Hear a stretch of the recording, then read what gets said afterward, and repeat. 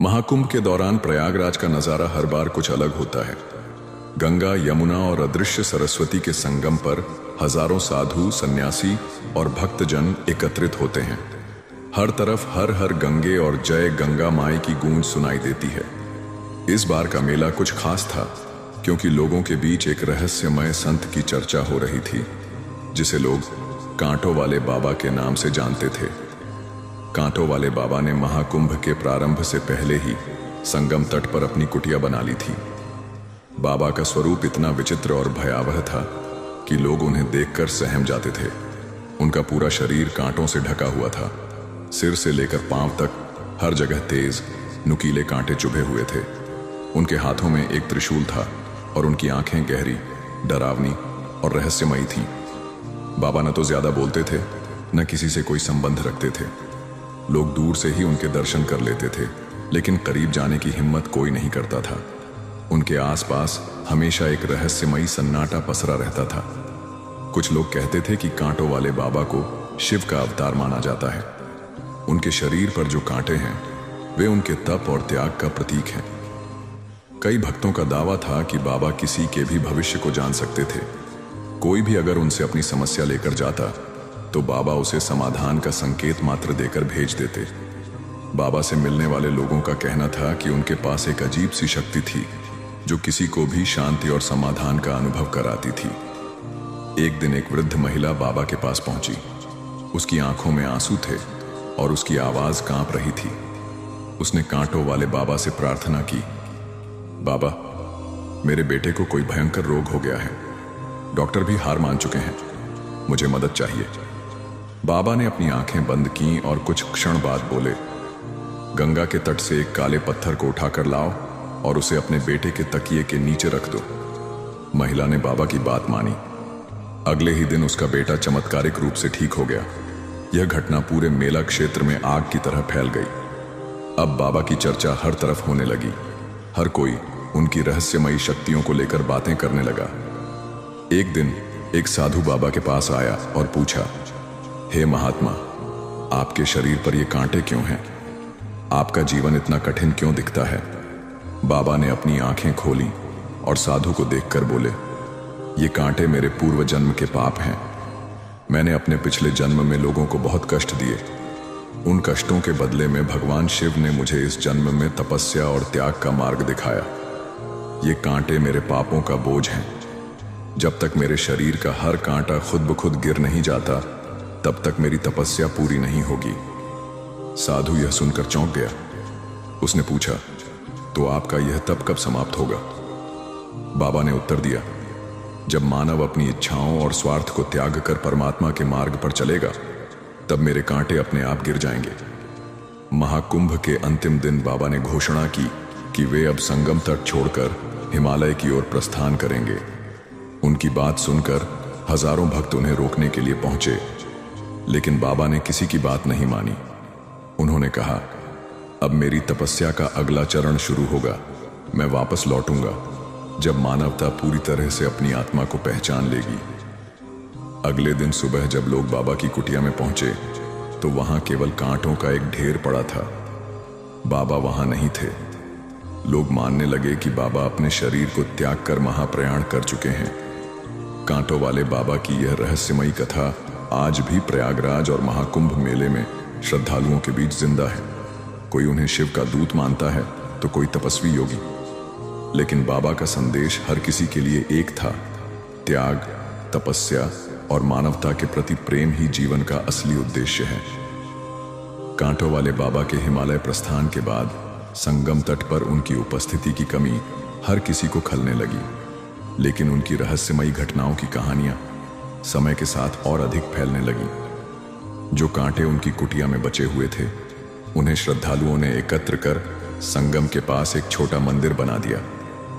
यह मंदिर कांटों वाले बाबा के मंदिर के नाम से प्रसिद्ध हो गया। वहां आने वाले श्रद्धालु यह मानते थे कि बाबा की आत्मा अब भी वहां वास करती है। कुछ वर्षों के बाद महाकुंभ फिर से आयोजित हुआ। हर बार की तरह इस बार भी संगम पर साधु संतों का मेला लगा, लेकिन इस बार कुछ अजीब घटनाएं होने लगीं। कई लोगों ने दावा किया कि उन्होंने कांटों वाले बाबा को रात के समय संगम के पास घूमते हुए देखा है। बाबा की वही पुरानी काया, कांटों से ढका शरीर, त्रिशूल हाथ में और उनकी गहरी रहस्यमयी आंखें। महाकुंभ के बीच एक दिन अचानक एक अघोरी संत संगम तट पर प्रकट हुआ। वह साधु बाबा की तरह ही दिखता था, लेकिन उसके शरीर पर कांटे नहीं थे। लोग सोचने लगे कि क्या यह वही कांटों वाले बाबा हैं। संत ने खुद को बाबा का शिष्य बताया और कहा, कांटों वाले बाबा अब हिमालय में तपस्या कर रहे हैं, लेकिन उन्होंने मुझे संदेश के साथ यहां भेजा है।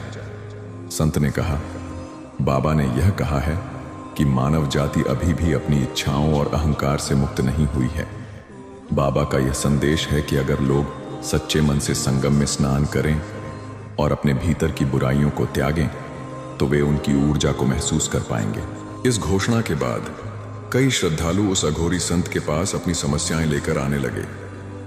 बाबा के शिष्य ने कहा कि बाबा की शक्ति अब भी इस संगम तट पर वास करती है। उसने यह भी बताया कि जो कांटे बाबा के शरीर से गिरकर कुटिया में रह गए थे, उनमें चमत्कारी ऊर्जा है। उसने कहा, जो भी इन कांटों को अपने पास रखेगा वह हर बाधा से बचा रहेगा, लेकिन शर्त यह है कि वह व्यक्ति अहंकार, स्वार्थ और लालच से मुक्त होना चाहिए। एक दिन एक व्यापारी उस संत के पास पहुंचा। वह अपनी संपत्ति खोने के भय से परेशान था। संत ने उसे बाबा के मंदिर से एक कांटा दिया और कहा, इसे अपने घर के मुख्य दरवाजे पर रखो, तुम्हारी सभी परेशानियां दूर हो जाएंगी। व्यापारी ने ऐसा ही किया और कुछ ही दिनों में उसकी समस्या हल हो गई। यह घटना सुनकर लोगों की बाबा के प्रति आस्था और बढ़ गई। कुछ वर्षों बाद एक साधु जो हिमालय से आया था, उसने दावा किया कि उसने कांटों वाले बाबा को वहां देखा है। उसने बताया कि बाबा अब भी गहरी तपस्या में लीन हैं और उन्होंने यह कहा है कि जब तक संगम तट पर बनने वाला उनका मंदिर पूर्ण रूप से भक्तों से नहीं भरता, तब तक वे वापस नहीं आएंगे। साधु ने कहा कि बाबा ने उसे एक भविष्यवाणी बताई है, जब भीड़ संगम तट पर केवल अपने स्वार्थ के लिए नहीं बल्कि पूरे संसार के कल्याण के लिए जुटेगी, तब मेरे कांटे अपने आप पूरी तरह गायब हो जाएंगे और तब मैं मानवता के उद्धार के लिए लौटूंगा। महाकुंभ के दौरान बाबा के मंदिर में कई चमत्कारी घटनाएं होने लगीं। कुछ लोगों ने दावा किया कि उन्होंने मंदिर में रात के समय एक दिव्य रोशनी देखी है। कई लोगों ने यह भी बताया कि उन्होंने बाबा की आवाज सुनी, जिसमें बाबा उन्हें सही राह पर चलने की सीख दे रहे थे। एक गरीब किसान जिसने अपने परिवार के लिए भोजन जुटाने की सारी उम्मीदें खो दी थीं, वह मंदिर में गया और कांटों वाले बाबा से प्रार्थना की। अगले ही दिन उसे किसी ने एक बड़ा खेत मुफ्त में काम करने के लिए दे दिया। किसान ने इसे बाबा का आशीर्वाद माना। अब भी बाबा के लौटने का इंतजार किया जा रहा है। बाबा की भविष्यवाणी के अनुसार उनकी वापसी तब होगी जब मानवता अपनी बुराइयों से मुक्त होकर एक नई दिशा में बढ़ेगी। उनके अनुयायी हर महाकुंभ में यह आशा लेकर आते हैं कि शायद इस बार बाबा प्रकट होंगे। कांटों वाले बाबा की कहानी न केवल एक तपस्वी के बलिदान की कहानी है, बल्कि यह हमें यह भी सिखाती है कि जीवन में स्वार्थ और बुराइयों को त्याग कर ही सच्ची शांति प्राप्त की जा सकती है। बाबा का मंदिर और उनकी चमत्कारी घटनाएं हमें यह विश्वास दिलाती हैं कि उनकी उपस्थिति अब भी हमारे बीच है और उनके लौटने का रहस्य आज भी गहराता जा रहा है। कांटों वाले बाबा की यह कहानी सिर्फ प्रयागराज के महाकुंभ तक सीमित नहीं है। यह मानवता के लिए एक प्रेरणा बन गई है, जो हमें त्याग, तपस्या और सच्चाई के मार्ग पर चलने की शिक्षा देती है। शायद एक दिन जब दुनिया इन शिक्षाओं को पूरी तरह आत्मसात कर लेगी, बाबा सचमुच लौट आएंगे और हमें अपनी रहस्यमयी शक्ति का अंतिम सत्य दिखाएंगे।